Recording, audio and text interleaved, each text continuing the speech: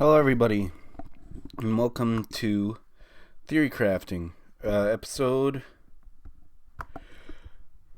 10.5. Because in this episode, I'm just going to be reading all of the comments from episode 10. Now, just let me get to episode 10, so I can read the comments.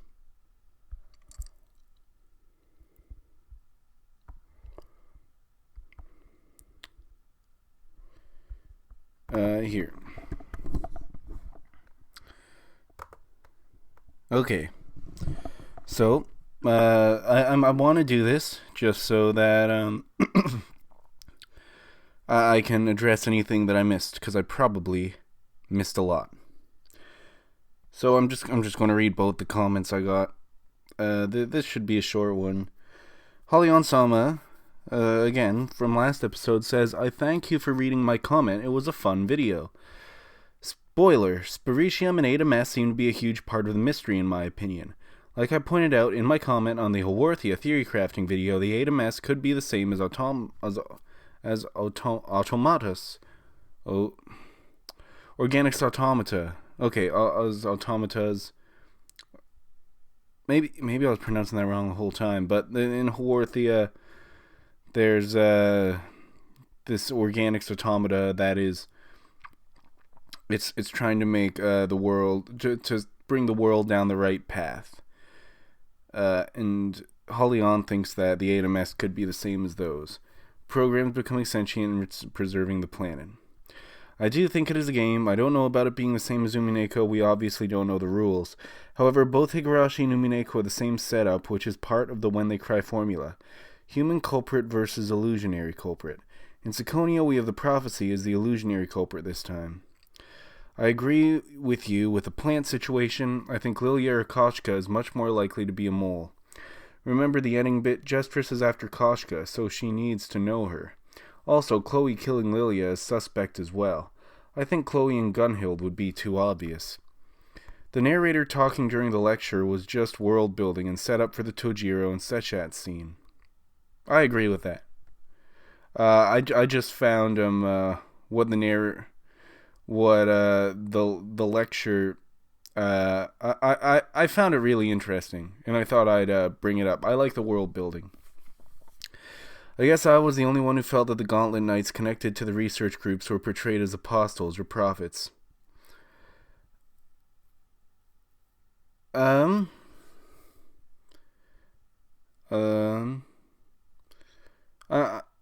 You might not be the only one. I just didn't see the connection. Remember, I'm not very smart, so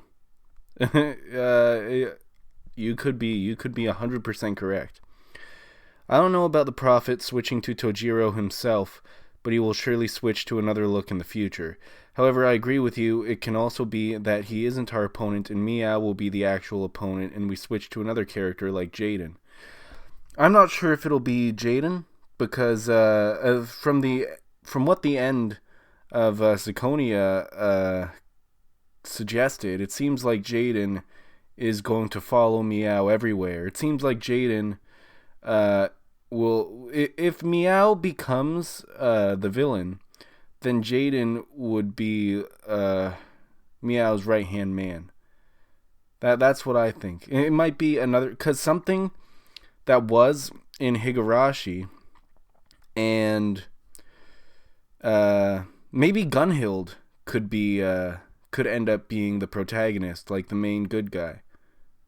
That would be a pretty cool twist. But like in Higurashi, the main character ended up being Rika, who wasn't in. We didn't even get to see her very much at all. Even like in the question arcs, it seems like each girl has their own arc for them. But even the arc that is for Rika is very short and seems much more centered on the FBI agent. So and then it turns out that she really was the main character who was repeating the whole story over and over again. And that Ryukishi might pull something like that where it's like it might be a character who isn't as big as Jaden was in this. It might be more of a side character. I like the idea of Tojiro planting the program inside Meow. It makes sense. We have already seen that Tojiro can control Meow. Meta Meow, I think, is the most likely to be true. The fragments are part of this game even if it doesn't repeat, like you said. Hell, we have already seen them in the first trailer. I do think in Phase 2 the story won't repeat. However, who is to say it won't repeat in the future? We have a nice looking clock. Maybe when it returns to where it was at the start, it will repeat, or the mystery object in the research lab will cause the repetitions. That would be cool. Seshat is one of the weirdest characters. I think she and Gestris would get along. Yes, Seshat's name is the same as the Egyptian goddess of wisdom, knowledge, and writing. I think she can exist in a meta level as well. It wouldn't be weird if she is the witch of theater going, or someone who is as strong as her in a meta level. As for the Tojiro theory, I was referencing the monologue right after the talk with Seshat. Moving in the same direction, everyone could discuss everything without hurting each other. How can someone hurt another human if she is free from the sinful body of flesh?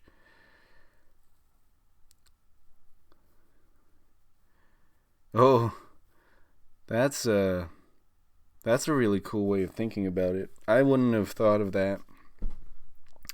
So Tojiro's saying that if we get rid of the body of flesh, then everyone would be able to move in the same direction, and everyone could discuss everything without hurting each other. Which seems kind of a dark place to take it, but it's Ryukishi. He takes things to dark places. Yeah, the full name of Tojiro is the same as Tomitake. When I figured it out during my read, I was super pissed at Ryukishi for fooling me. Mitake Meow is the combination of Tomitake and Mio. Whoa, I never realized that. Tomitake Meow. That's awesome. Veer's mostly likely the mother, and Gestris is probably the human piece of Lambda Delta if it's not Meow herself. Yeah, I agree with that last part. And Hubris says, opening line of the whole story spoke about Super Tokyo Tower being 666 meters tall. And yeah, that I didn't mention that in the story, but that is something that stood out to me right away. But I wasn't sure how that could it might just be like a reference to something, but I'm not sure. I can't think of how it would have any meaning to the story, how tall the Super Tokyo Tower is. My initial interpretation for the number was simply that it was twice the height of the real Tokyo Tower, which is 333 meters, but it sure takes on a different feel after noting so many Revelations references.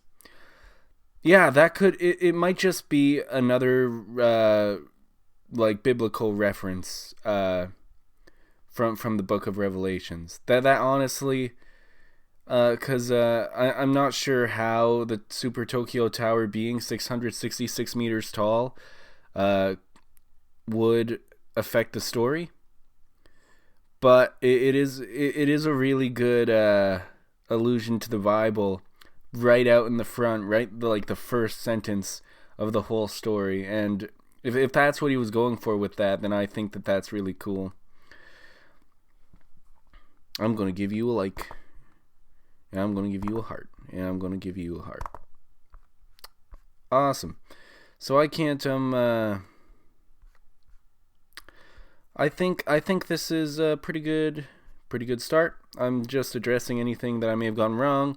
That's what I might not do this for every chapter. If I'm too busy or something, especially over the next few weeks. Christmas is coming up. It's going to be real busy. But I'll do it when I can. If I think that I missed something really, really big in the theory crafting episode, then I'll do a video like this where I read the comment that pointed it out to me. So, thank you for watching, and talk talk to you later.